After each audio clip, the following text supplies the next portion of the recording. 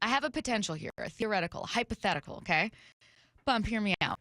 What if the Seahawks don't reach an agreement with Geno Smith and Geno Smith walks? Like that's a real possibility. That's what I'm saying. Like, I feel like we all talk about it. And how many times have you and I talked about Geno Smith here in studio, and you see the Mac and Jack's text line start blowing up with people saying, let him walk. I don't want to pay $30 million for this guy. Let him go. And, you know, I feel for the most part, you and I have spent that time saying, well, wait a minute. Like, here's why he's worth his money. And if you don't want to do it, you don't want to do it. But, you know, here's what he did this year. But, like, we haven't spent a ton of time exploring, like, okay, well, if you let him walk, then what? If you let Geno Smith walk, then there are a couple things you can do. Right? It changes the way that I look at this deal. Right? I've gone on this whole offseason thinking they're going to find a way to get it done. You saw the love fest that went on between Geno and Pete Carroll and their pressers and whatnot. But then you see the reality of the situation come in, and you hear Geno, you know, he tweeted out, hey, men lie, women lie, money don't, numbers don't lie, something like that, something along those lines, saying, look, I put up a good season, I should get some money. So if they decide not to pay Geno, maybe they're not willing to give him what someone else is willing to give him, then what do? Now we're back to square one. Now we are where we were last year, where I thought I didn't have the greatest confidence in Drew Lock or Geno Smith.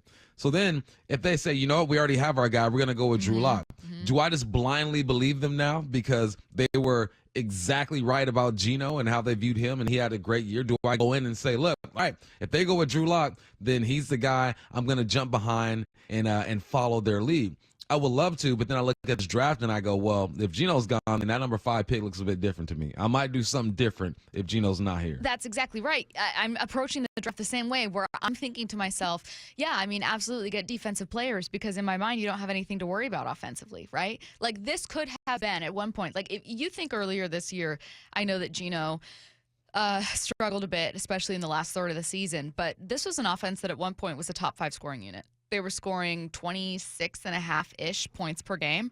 That's good enough to be one of the better offenses in football. Right.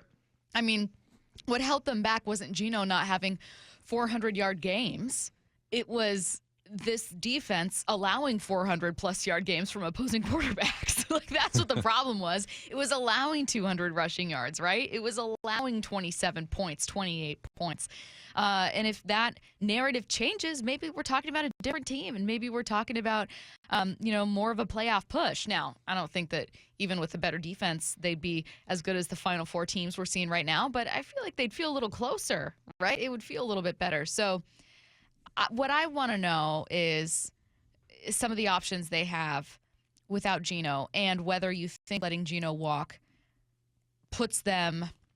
Obviously, it's a step back offensively, but is it a big step back in any kind of rebuild or retool? Like, when you are getting to the end goal of a Super Bowl, does letting Geno walk hurt or help that?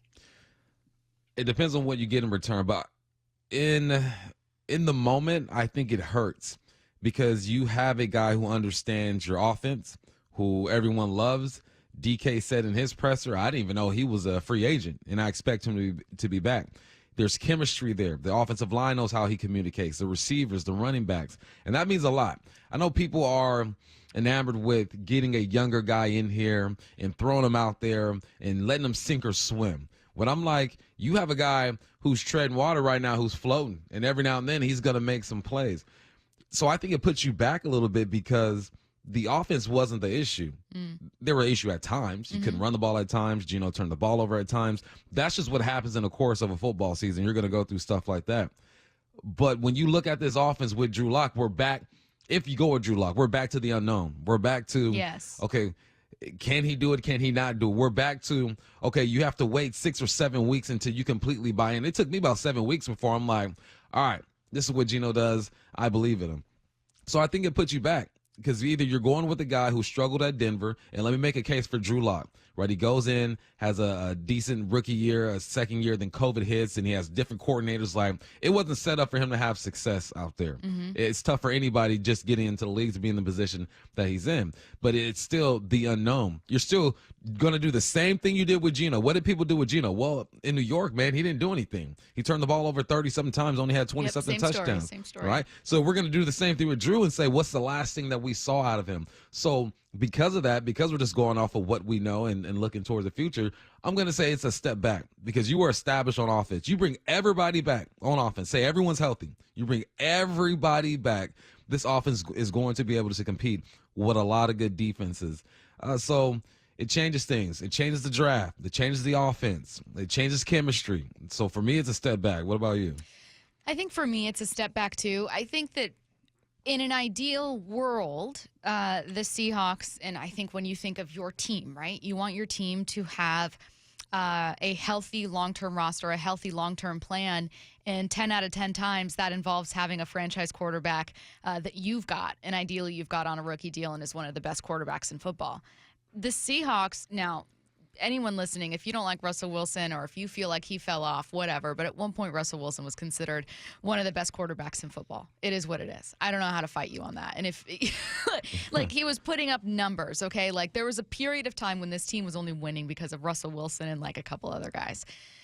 I think that there's a world where the Seahawks don't have that, where you don't have your franchise guy, where you have a guy that's, like, a good starter, right? But, like, he's not Patrick Mahomes. He's not Burrow. He's not Allen. And he's not Russ when Russ was at his best. Like, I think that people look at Geno and say, I don't want Geno. Geno's not the guy. Yeah, I don't think Geno's the guy either. But Geno is a good player.